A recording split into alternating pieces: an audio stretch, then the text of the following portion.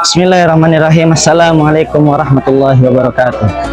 Innal hamdalillah nahmaduhu wa nasta'inuhu wa nastaghfiruh wa na'udzu billahi min syururi anfusina wa min sayyiati a'malina may yahdihillahu fala mudhillalah wa may yudlilhu fala hadiyalah.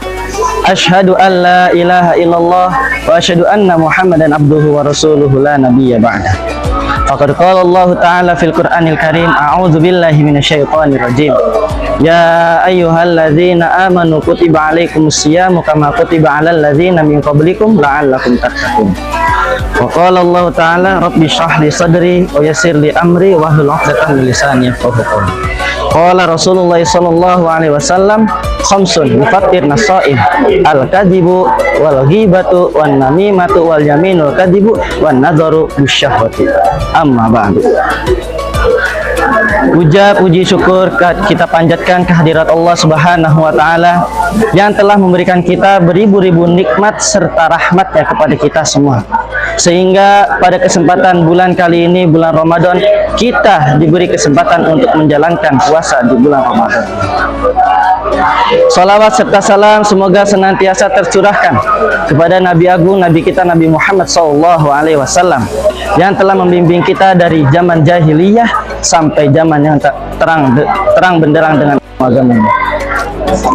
Hadirin wal hadirat, seringkali kita merasa bahwasannya kita sudah menjadi seorang hamba yang bertakwa kepada Allah Subhanahu wa taala. Hanya karena apa? Hanya kita bisa menahan rasa lapar, rasa haus, serta rasa syahwat kita pada bulan Ramadan ini. Apakah itu cukup untuk membuktikan kita bahwasan kita sudah menjadi seorang hamba yang benar-benar bertakwa kepada Allah? Jawabannya tidak. Karena untuk menjadi seorang hamba yang bertakwa kepada Allah itu perlu juga dengan hati yang ikhlas serta hati yang suci dari segala penyakit-penyakit hati.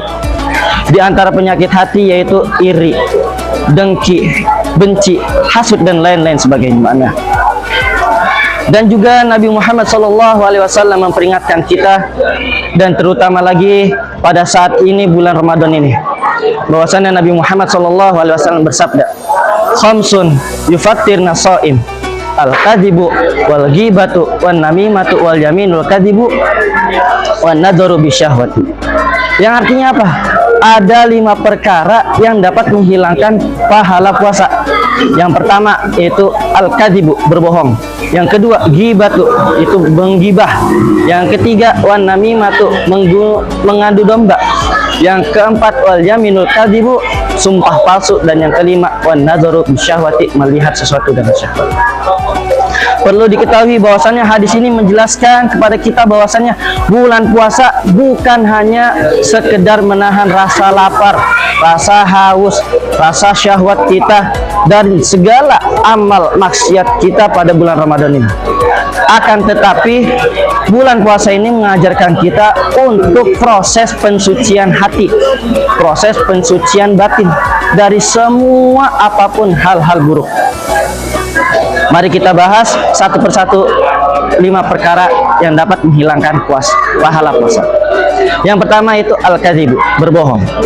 Berbohong merupakan salah satu pangkal dari semua keburukan. Meskipun diembel-embeli dengan berbohong demi kebaikan, hanya bercanda, semua apapun itu disebut dengan kebohongan.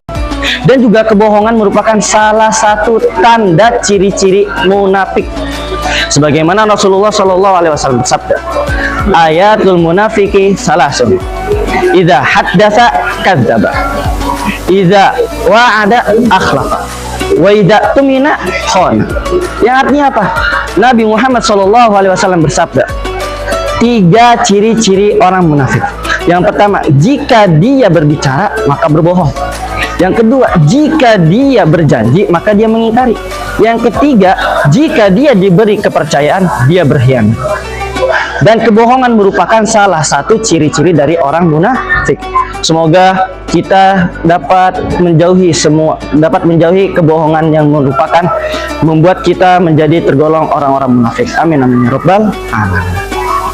Selanjutnya, yang kedua, wal ghibatu, ghibah. Ghibah ini merupakan salah satu penyakit yang sulit dihindari. Terlebih-lebih saat kita sedang berbicara dengan teman-teman kita.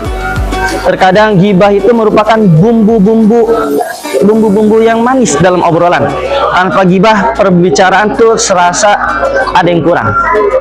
Tapi untuk sekarang, marilah kita stop menormalisasikan gibah dalam setiap perkumpulan. Karena apa?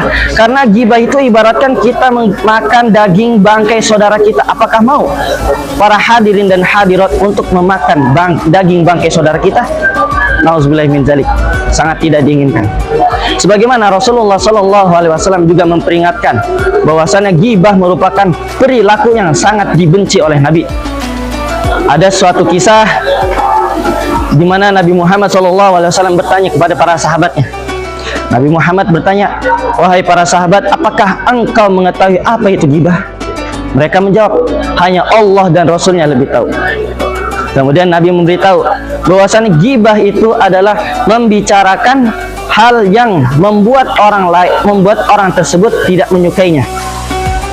Namun salah satu sahabat bertanya kepada Nabi, "Wahai Rasulullah, bagaimana jika hal tersebut ada pada dirinya?" Nah, Nabi Muhammad SAW kemudian menjelaskan kembali, apabila hal tersebut memang benar-benar ada pada diri orang tersebut, maka itulah yang disebut dengan gibah. Namun apabila hal tersebut tidak ada pada diri orang lain, maka itu disebut dengan fitnah. Sama saja kita menggibahi orang lain disebut dengan memfitnah orang lain apabila emang itu dia tidak benar. Nauzubillahi min dzalik. Selanjutnya yang ketiga, wahai hadirin dan hadirat yang dirahmati Allah Subhanahu wa taala. Yang ketiga itu adalah namimah, mengadu domba. Justru namimah, mengadu domba ini lebih parah daripada menggibah. Kenapa?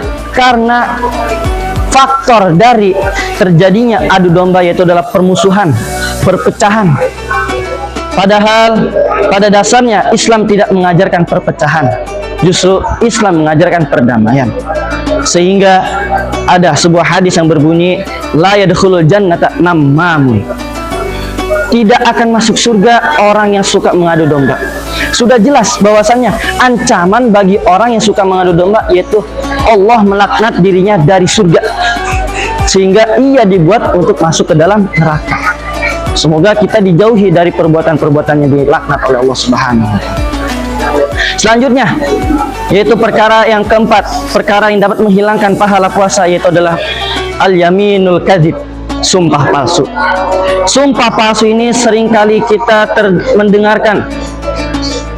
Seringkali kita mendengar bahwasanya para petinggi mereka rela-rela bahkan berkorban menyebut nama Allah Subhanahu wa taala. Selanjutnya yang keempat, yaitu adalah perkara yang dapat menghilangkan pahala puasa, yaitu sumpah palsu. Sumpah palsu sama dengannya yaitu dengan kebohongan, yang mana kebohongan merupakan pangkal dari semua keburukan. Selanjutnya yang kelima, yaitu adalah an-nadzaru bisyahwati,